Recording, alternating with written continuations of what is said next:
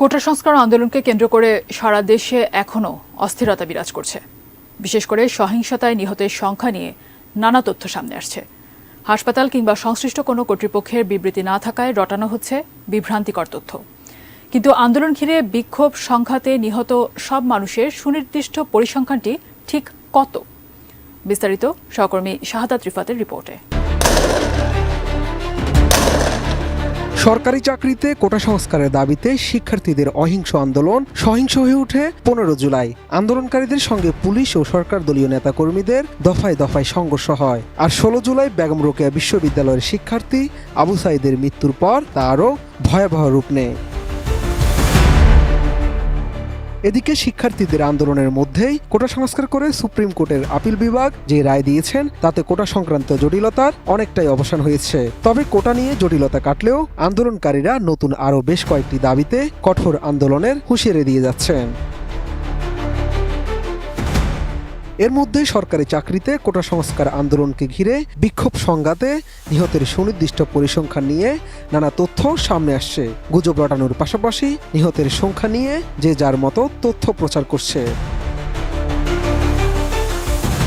গত কয়েকদিনে রাজধানীর 3 হাসপাতালের মর্গে 109 জনের মরদেহের তথ্য পাওয়া গেছে। হাসপাতালের তথ্যে 84 জনের নাম ও বয়স পাওয়া গেলেও সবার পেশার বিষয়ে জানা যায়নি। তবে নিহতদের বেশিরভাগই অছাত্র। নিহতদের মধ্যে 63 জনের পরিচয় নিশ্চিত হওয়া গেছে। এর মধ্যে শ্রমিক 30 জন, ছাত্র 14 জন, ক্ষুদ্র ব্যবসায়ী 9 জন, চাকরিজীবী 7 জন এবং 10 বছর কম বয়সী শিশু 3 জন। তাদের প্রায় সবাই গুলিতে নিহত হয়। জানা গেছে 16 জুলাই থেকে এই পর্যন্ত সংঘাতে ঢাকা মেডিকেল কলেজ হাসপাতালের মর্গ থেকে 84 জনের মরদেহ স্বজনদের কাছে হস্তান্তর করা হয়েছে।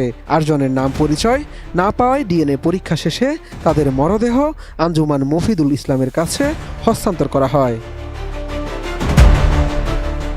অন্য 2 হাসপাতালের মধ্যে শহীদ সোহরাওয়ার্দী মেডিকেল কলেজ হাসপাতাল থেকে 13 জনের মৃত্যুর খবর পাওয়া গেছে, যারা হাসপাতালে পৌঁছার আগেই মারা গিয়েছেন। এসব মরদেহ কোনো ময়নাতদন্ত ছাড়াই স্বজনরা নিয়ে যান, ফলে এদের নাম, বয়স ও পরিচয় জানা যায়নি। এছাড়া স্যার সলিমুল্লাহ মেডিকেল কলেজ ও মিটফোর্ড হাসপাতাল থেকে 4টি মরদেহের খবর মিলেছে। এর মধ্যে 2 জনের মরদেহ স্বজনরা নিয়ে যান, অন্য 2 জনের পরিচয় পাওয়া যায়নি। এদিকে বয়সের হিসাব পাওয়া 75 জনের মধ্যে 0 থেকে 10 বছর বয়সীদের মধ্যে রয়েছে 3 জন, 11 থেকে 20 বছরের মধ্যে 28 জন, 21 থেকে 30 বছরের মধ্যে 22 জন এবং 30 মানুষের সংখ্যা 22। নিহত 30 শ্রমিকের মধ্যে অন্তত 8 জন রিকশা ভ্যানের চালক। পরিবারের সঙ্গে কথা বলে 3 শিশু শ্রমিকের পরিচয়ের বিষয় নিশ্চিত হওয়া গেছে। এছাড়া হকার, শাকসবজির ক্ষুদ্র ব্যবসায়ী, দোকান কর্মচারী ও কেয়ারটেকার হিসেবে পরিচয় দিয়েছেন নিহত 12 জনের পরিবার। নিহতদের পরিবারের সদস্যদের মধ্যে বেশিরভাগের দাবি তারা রাজনীতির সঙ্গে জড়িত নয়। কেউ কেউ দাবি করছে সংঘাত চলাকালে মাঝখানে পড়ে আকস্মিকভাবে গুলি লেগে নিহত হয়েছে। আর নিহতদের মধ্যে অন্তত 3 জনের পরিবার আন্দোলন অথবা রাজনীতির সঙ্গে সম্পৃক্ততার কথা স্বীকার করেছে। রাজধানীর সরকারি হাসপাতালগুলোর সূত্র মতে সংঘাতে আহত হয়ে ওই সময়ে 3 হাসপাতাল থেকে চিকিৎসা নিয়েছেন অন্তত 2000 মানুষ। এর মধ্যে 5 শতাধিক রোগীকে ভর্তি রেখে জরুরি অস্ত্রোপচার করতে হয়েছে।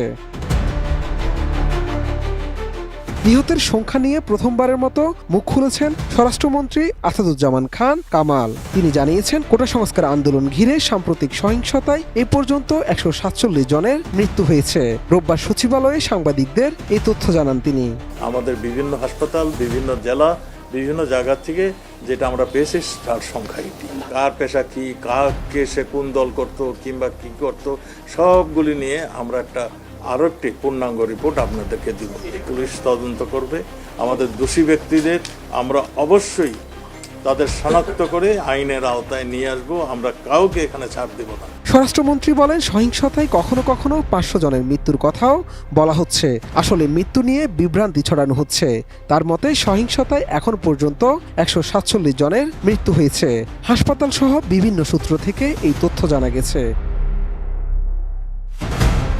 এর আগে দেশীয় ও আন্তর্জাতিক গণমাধ্যম সূত্রে বলা হয়েছে 27 জুলাই পর্যন্ত সারা দেশে অন্তত 210 জন প্রাণ হারিয়েছেন। গত 18 জুলাই 30 জন, 19 জুলাই 66 জন, 20 জুলাই 25 জন, 21 জুলাই 14 জন, 22 জুলাই 6 জন, 23 জুলাই 3 জন, 24 জুলাই 4 জন, 25 জুলাই 2 জন ও 26 জুলাই 4 জন মারা যান।